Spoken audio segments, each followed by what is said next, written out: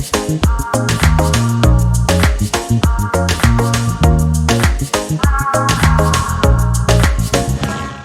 you guys, welcome back to my channel. Your girl G here. Appreciate What's up you guys, your girl G here. Appreciate you for tuning back into my channel. Y'all, I got a headache. I just can't believe it. It just seems like week after week, we thought 2021 was gonna be better, but it is showing, what it said, 2021 already showing its ass, and it just is. Like, we thought 2020 was gonna be like the worst it could get, but I feel like this is one of those things where it's got to get worse before it gets better. So let's go ahead and talk about everything, you know, that's been really popping off in the headlines. A lot of men realizing that the tides, they turn fast, and it just seems like maybe life is coming back to catch up with you. So we're gonna go ahead and get into those discussions so we can get my little two-piece on everything. But make sure you guys, you are hitting that subscribe button, okay? Make sure you're hitting that subscribe button and you're hitting that like button, all right? We're doing what? We're doing what? Did you subscribe? And did you hit that like button? Thank you. Appreciate it. Come again. Okay. So, first though, before we get into all the other mess, we just have to take a second and just say a prayer for Cicely Tyson's family, you guys. Getting the news that she finally passed away was just like just like not only for people in general, but just for black people, y'all. Cicely Tyson, like, for black people was just like the staple. She was like the staple grandma, like the Help. I loved her in The Help. Like, Cicely Tyson was everything to me. How to Get Away with Murder. Like, that was just a woman just like who had talent beyond end. And it's just so unfortunate. You see these celebrities that become, you know, like idols to us, and you feel like they're gonna live forever. Like, in your mind, they're gonna live forever. You know, like the John Witherspoons, you know, the ones that he played Pops. Is it John? James? I think it's John. Yeah, John Witherspoon. You know, Cicely Tyson. It's just like, dang, like, here we go again. Like, we lost another good one. But, you know, all thing we can do is celebrate their life, you know, appreciate everything that they left here on earth for us, and just, you know, live life to the fullest. When somebody passes away, it just really makes you evaluate stuff. So I'm definitely in the process of evaluating my life and what I see for myself, you know, despite all the challenges that I'm going through right now. So it's definitely, Cicely Tyson, you know, she lived a full life. I can't say, you know, gone too soon. It feels like it, but she lived a good life.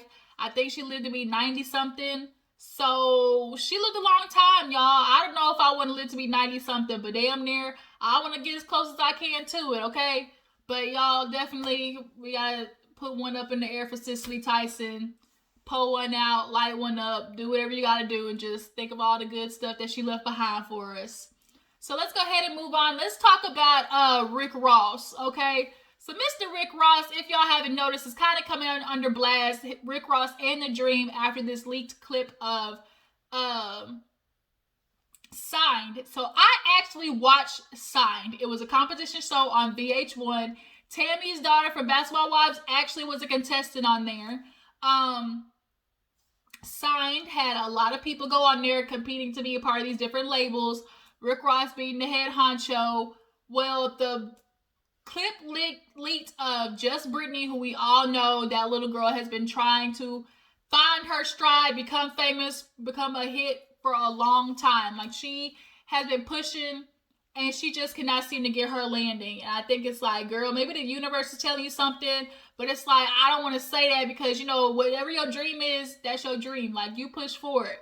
But it just seems like Just Brittany is not getting enough push.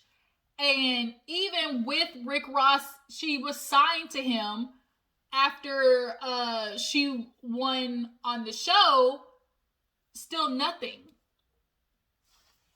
Where's Just Brittany? Not a hit on the radio, not a hit on YouTube, not a hit on a song for a commercial, nothing. You don't let this big ass grizzly bear blow your back out, and for what? Because we all know he hit, because Rick Ross infamously said, I think it might have been in the Breakfast Club interview, oh, you know, it's real hard for me to sign women to my label, because they be sexy and stuff. So I just always end up fucking. I just can't. I can't have a woman on my label because I know I'm always smash. So it's like women knowing that that's how this man is already thinking. Like, to be on his label, it's almost feeling like you have to smash him.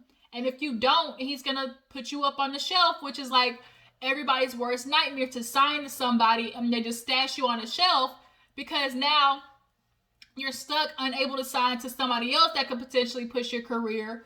But nonetheless, back to the clip, it's definitely giving, what people would like to say, colorism, because Just Brittany, I remember I saw the whole thing actually watching the show. Basically, everybody had a song to do or remix. Just Brittany had Aston Martin Music by Rick Ross, and she does a remix of it, and she gives her little ooh, ooh, ooh, and everybody, like, Rick Ross is like, oh my God, baby, you a star.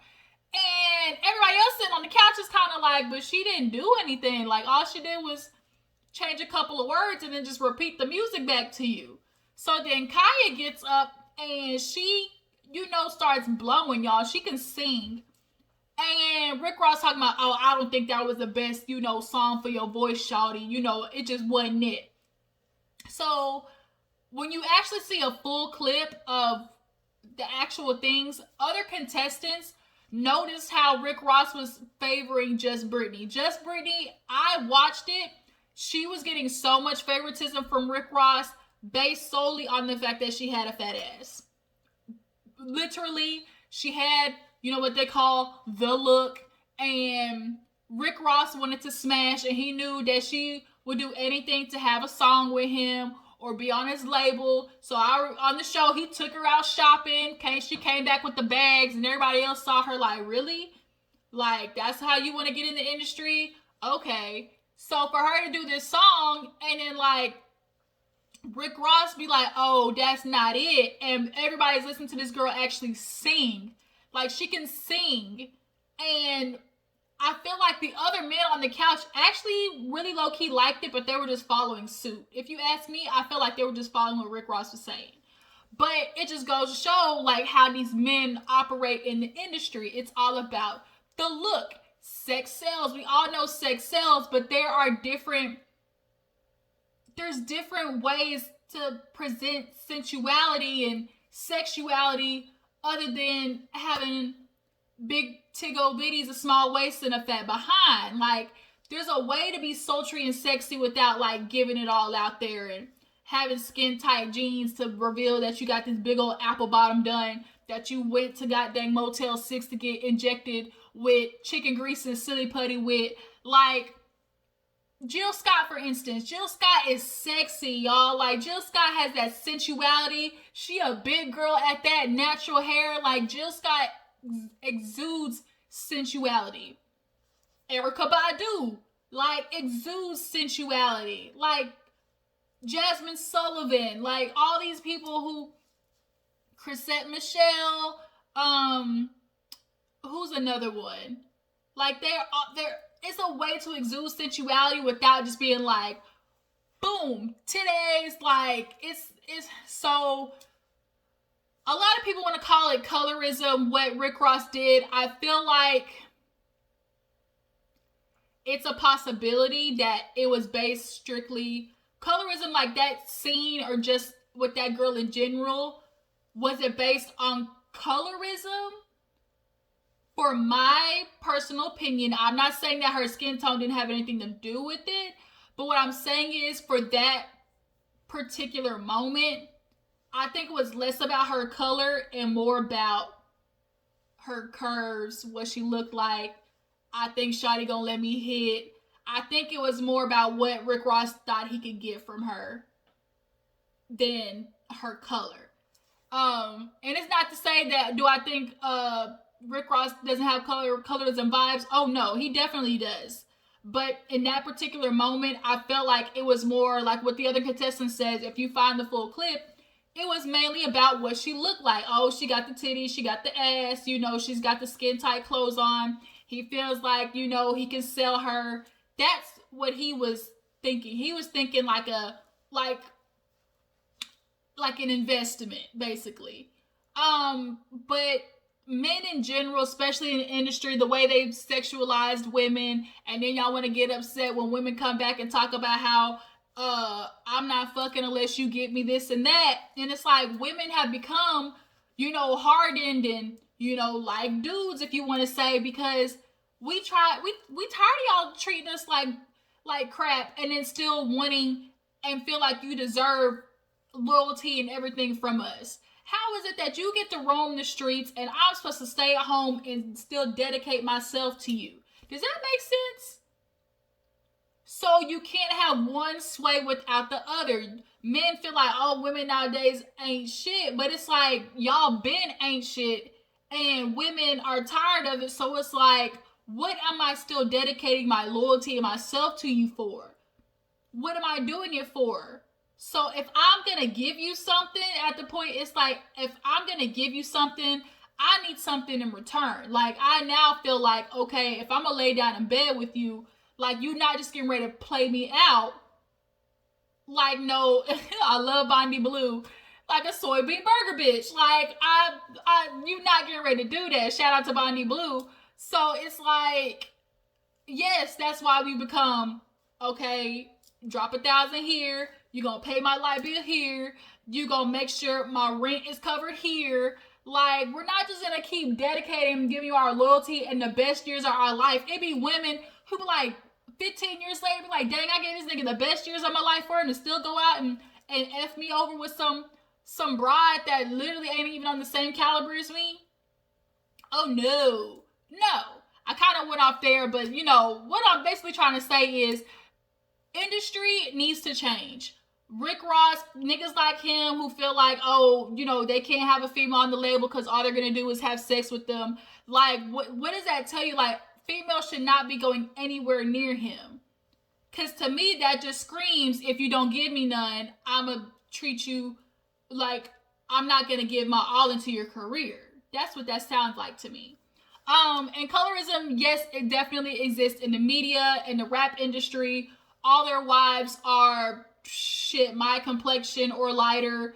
But it's weird because they'll have kids by chocolate women. So it's like the dark-skinned women are cool to hang with, they're cool to vibe with, they're cool to have sex with. But as an everlasting, follow-up to be my wife, the person under my arm for the pictures and out there for the world to see, they want what we call light brights or a persuasion mix. So it's just really kind of unfortunate. And Rick Ross has yet to say anything about the clip. But he's garbage. He's trash to me. He really used to be, very popular. He had some good songs, but, when niggas feel like they got money, especially the big dudes, because they never was, Mike Jones in it. Back then they didn't want me. Now I'm hot. They all on me. Rick Ross is really feeling himself, him and that freaking hammock of a stomach that he got. Oh, I couldn't imagine having sex with him. Hit that shit flapping you on your back. Oh, I can't. I gotta change subjects.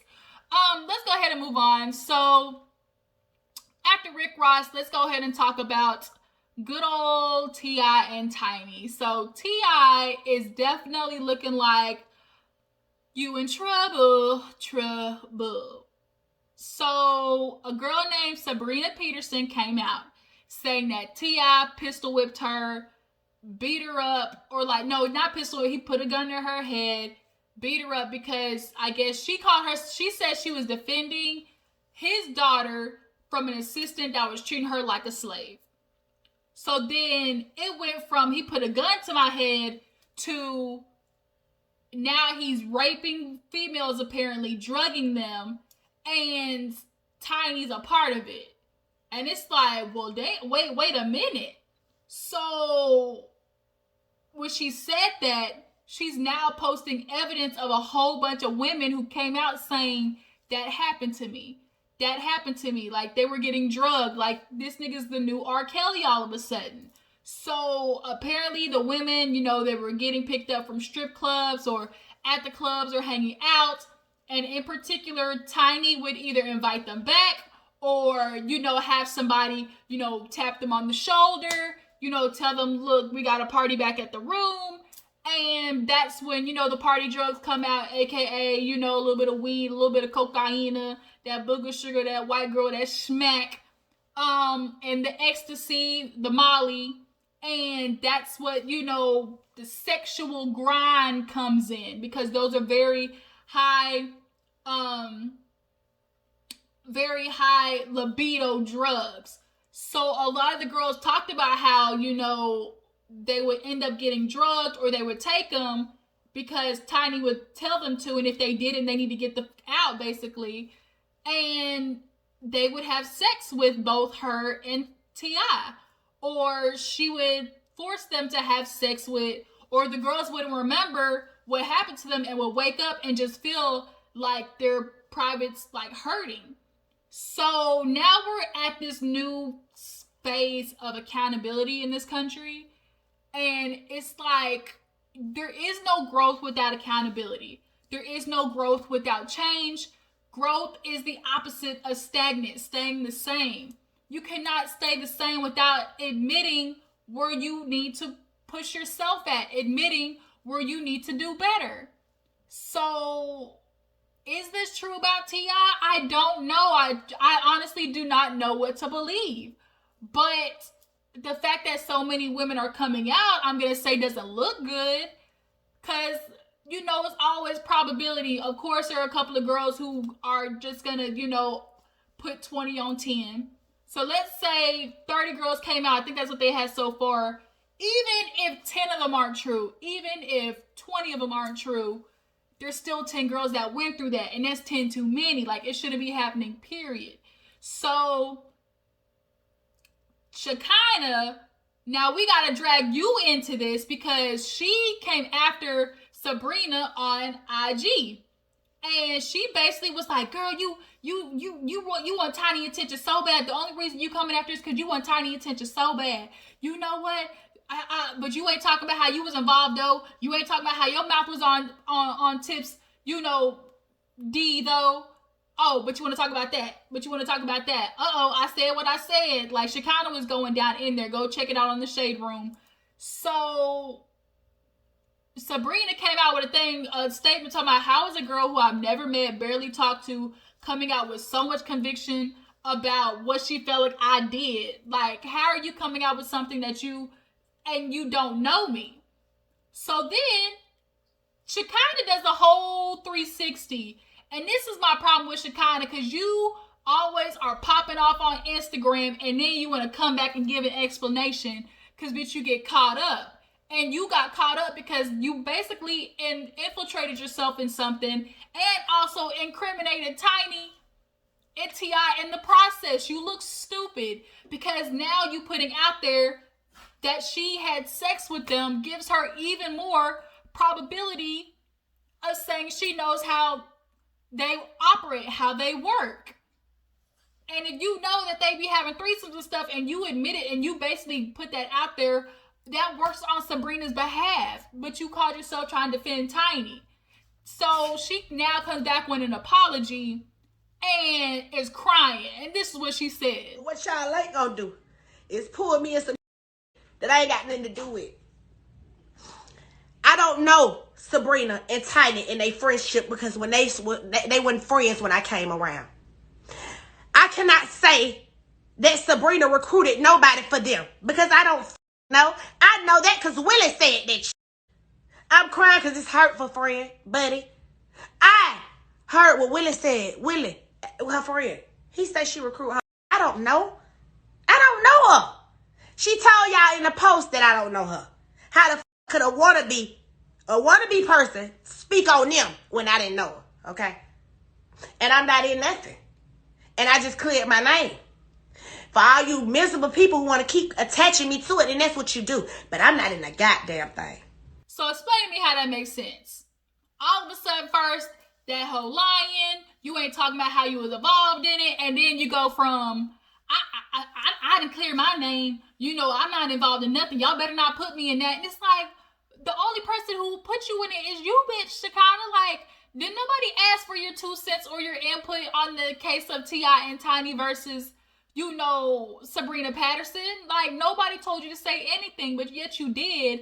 And then you're mad that people are now putting you in there. You snitched. Like, you literally, you incriminated yourself. You incriminated Tiny and you incriminated T.I. So now you want to talk about, oh, I done paid for a lawyer. I'm not in this. I'm not in this. Y'all better not. I get what y'all trying to do. Y'all want to put me in this, but, you know, don't do that. I have nothing to do with this. Bitch, you inserted yourself. And now you realize after your team probably came to you and some lawyers came to you, now you want to try to come back and clean the shit up, and it just don't work that way. Bitch, you getting called on the stand. Period.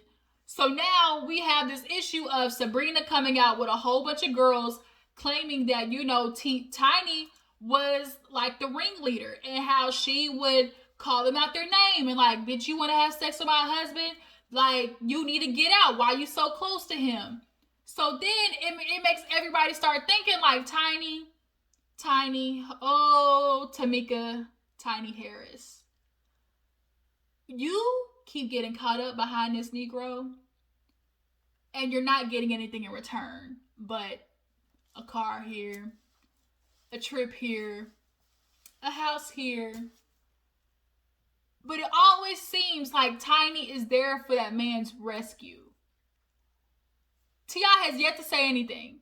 I think they finally gave out a statement, but it's just like, you came out against Sabrina and all you said was, oh, my man put a gun to your head, but yet you trying to have your sons call his uncle. Like, how ironic is that? Like, how is it that he's so bad and he did all this stuff, but you still hanging around? Good question. But we all know people will be a victim of something and act like it didn't happen out of, you know, emotional attachment for whoever the person is. But the fact that you tried to make her look bad instead of talking about your place in the situation and his place and how it's straight up a bold-faced lie is why it's starting to look a little sketch, because you went after her instead of being like, I got proof that we didn't do this. I know that we didn't do this. You tried to, you know, discredit her instead of lift you and T.I. up. So that's why people with common sense is like, but you didn't talk about the real issue. But it's like, Tiny, the whole Deja thing, you went on Red Table Talk trying to help defend him. You, drugs and pills. They got pulled over for pills, I think, one time. Like, a whole bunch of them, too. And she took the rap for it. So it's like, I just don't understand, like, how Tiny, how many more, like, strikes do you need against this man to understand, like, you're gonna come to a downfall because of him. And this is just females in general. Like, stop giving your life to these niggas who don't deserve it. Like, that man that cheated on you, he is, like, T.I. is garbage.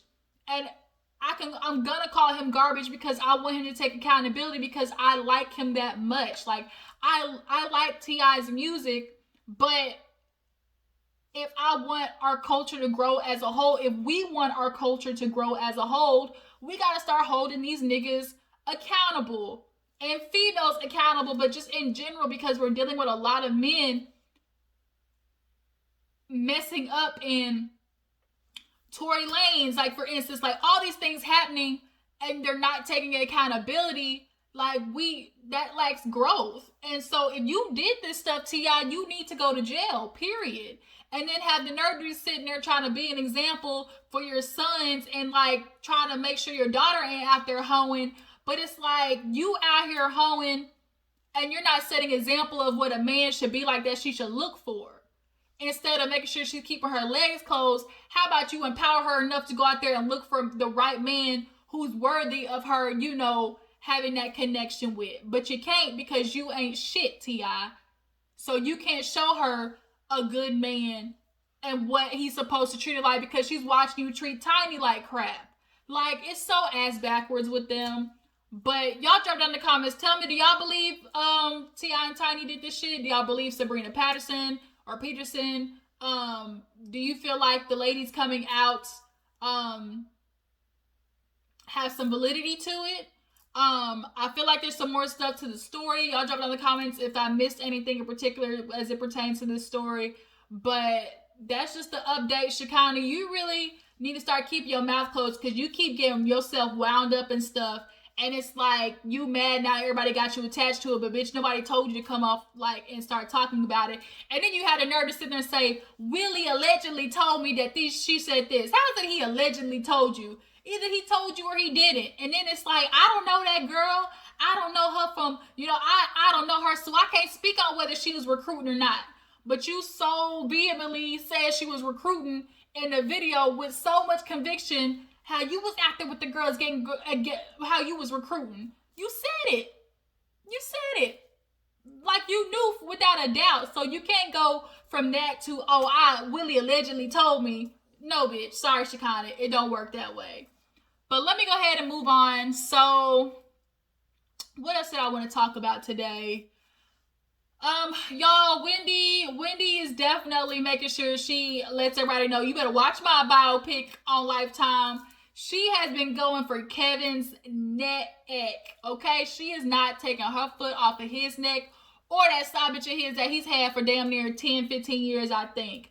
She called out the girl on Hot Topics last week. She is talking on an interview. She talked about how she basically played chess, not checkers. She knew Kevin been cheating this whole time, but she knew she also wanted to build an empire. So she dealt with it because she was becoming Wendy Williams. And to her, it's like, if I'm going to be in a situation with all this pain, I need to get something out of it. Now here it is. Wendy's one of the top talk show hosts out there, period. So it's just kind of like, women, if you're going to be in an effed up situation, make sure you're planning an exit. Make sure you are planning something where you can leave better off than you came in. Like, that's all you got to, like, that's just all that's about. I wanted to talk about Wendy, Shekinah, Tiny, T.I., Rick Ross, Cicely. Real quick, what is going on with this GameStop stock situation? Apparently, the rich folks is mad because the poor people figured out a way to upsell you bitches, buy the stock, and then hold it, and y'all mad. So Robinhood apparently decided they was going to shut down people from buying the actual stocks because they figured out a way to basically outrig the brokers and investors from their little rich coin and bags. So I need to look more into it. I'm definitely going to try to, come back and speak on it. But from what I'm learning, basically a short stock or something like that is you buy it, you hold it, and you give a percentage to the broker, and then you make like a profit on like what is left from what you sell back or whatever. But some of the poor people were buying all the GameStop stock, and it was causing a hedge fund to go bankrupt because all the poor people were getting it instead of them. So Robinhood stopped, they closed people's accounts. They couldn't log in and they couldn't purchase the stocks. So everybody's looking at Robinhood like, why you doing that?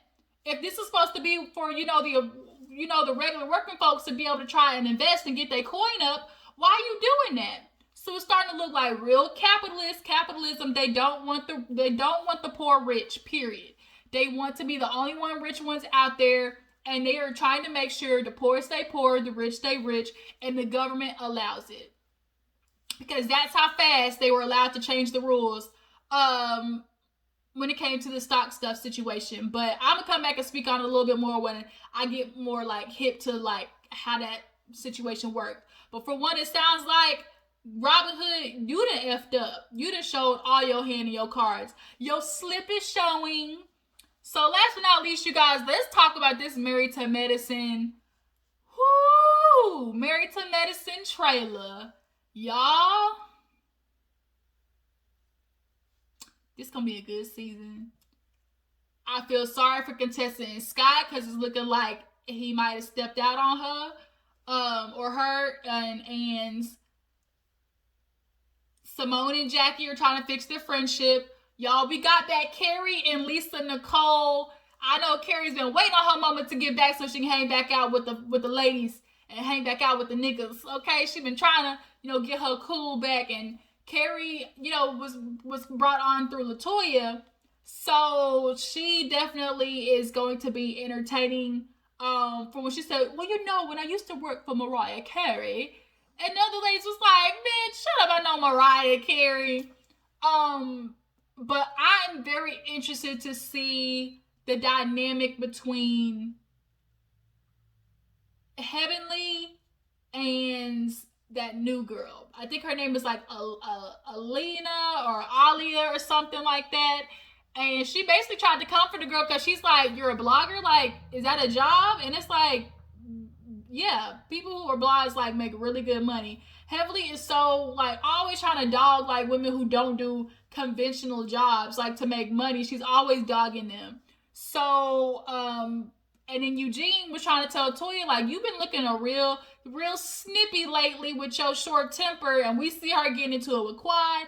We see her getting into it with the new girl. We see her getting into it with Contessa. So it's like, Toya, what's going on in your life that has you, ready to pop off like this? Contessa and Scott, do y'all think he cheated on her? Do y'all think he might have had a sexual affair or emotional affair? And she told him, "You're either in or you're out." And he got up and was like, "I'm not doing this right now." Ooh, y'all. Ooh, let you tell it. It's gonna be a rough one. Married to Medicine definitely is going to be intense. I don't know. I'm scared to see how this season's gonna go. Quad actually, got demoted to a friend of the show, so she's gonna halfway be on there. But is she gonna show her kid? Cause didn't she adopt a baby? Like, I think she adopted a baby, so are they gonna show that? Mariah, she's still in her lawsuit with Bravo. And we didn't see too much about Simone and Cecil's relationship, so maybe, they're okay this season. Maybe the bad juju jumped from them to Scott and Contessa. Like, that's what it's starting to look like. Oh yeah, it's gonna be rough, y'all. Married to Medicine definitely is gonna be intense, but I'm definitely gonna be here for it. But that's pretty much all I wanted to talk about today. I can't think of anything else that really is like just sticking out. But yeah, if there's any updates, your girl gonna come here and talk to you about it, give me a little 2 cents on it.